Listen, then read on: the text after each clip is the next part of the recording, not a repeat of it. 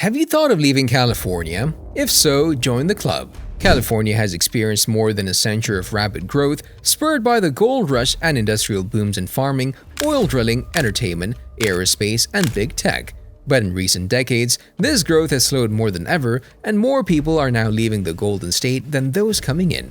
Recent polls by researchers at UC Berkeley 2019 and UC San Diego 2021 indicate that half of Californians have considered moving out of the state, and millions have already moved. In 2020 alone, nearly 650,000 people left California for other states, and about 210,000 more moved to California from elsewhere in the US. So in this video, we're going to discuss why the state of California is dead. The video is going to be amazing, so make sure you stick to the end. Before starting the video, be sure to smash that like button and subscribe to never miss out on any of our videos. California, the price per gallon has remained much higher than in other states.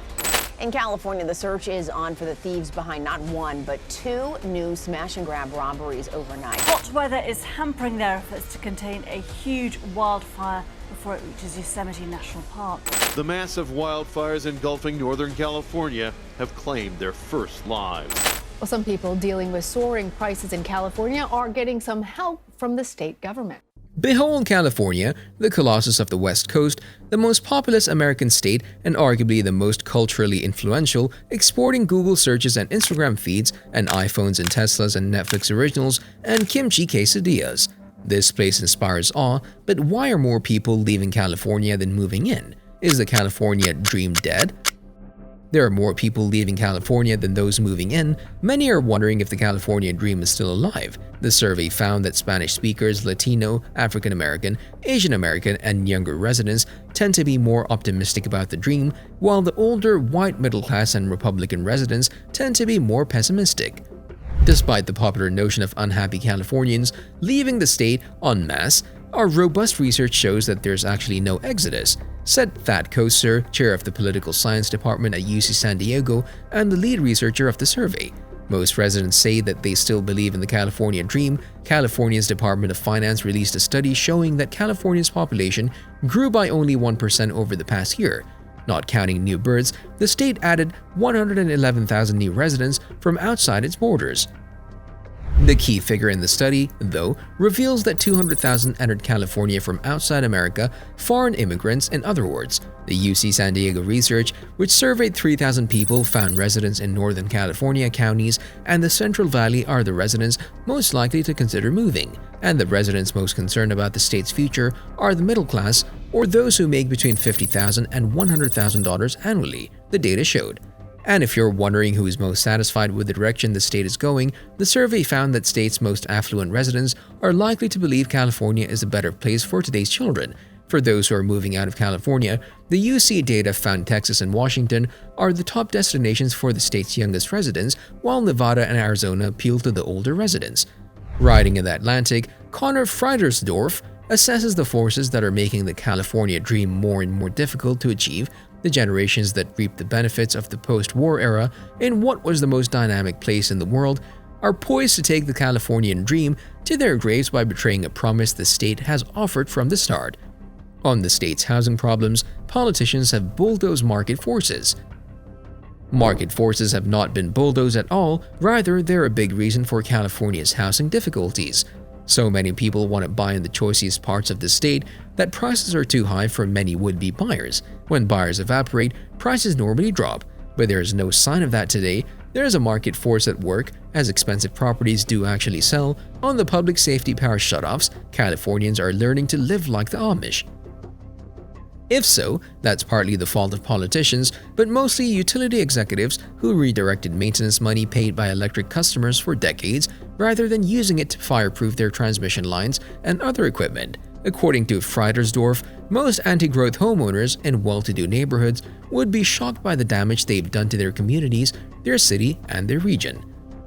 While growth in those poorer neighborhoods served many of their residents well, the West Side's approach to land use policy hurt renters and people of color while exacerbating racial segregation and fueling environmentally disastrous sprawl to the north and east. California must now turn away from the wishful thinking of preservationists and toward the future it could enjoy. Success will not mean perfection nor an end to hardship or challenges. And what if a few thousand more Californians departed California in recent years than have arrived here? One thing that does is alleviate California's housing and traffic problems just a little, not enough as anyone who has housed, shopped, or driven a freeway in the last year knows, but there's no way the Californian dream is dead or even seriously threatened. That's because the concept of a better life here has never been absolute, but always tempered by the fact that there can be trouble in paradise, as seen lately via high winds, arsonists, degenerating power lines, and the big fires they combine to push.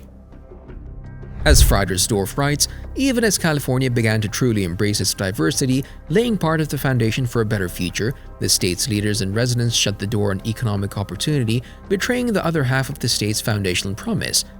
Despite recent outmigration, California is still forecast to add millions of additional residents in coming years, but though they may be treated more equally than in the past, the state is unprepared to offer them upward mobility. Yet, if California fails to offer young people and newcomers the opportunity to improve their lot, the consequences will be catastrophic, and not only for California. The end of the California dream would deal a devastating blow to the proposition that such a widely diverse polity can thrive. According to the Zillow Home Value Index, the median home value in California has increased to $669,000 compared to $220,000 in Texas.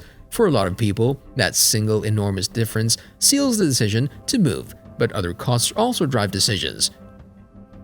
A quick glance at the price of a gallon of gas, a utility bill, or a tax bill in California compared to Texas or other states makes one wonder whether the premium is worth paying. Many also say that they're prompted to leave by the quality of life concerns. Although California is a natural paradise, it also is plagued by various forms of social disorder, including, in many places, crime, vandalism, and scandalous levels of homelessness.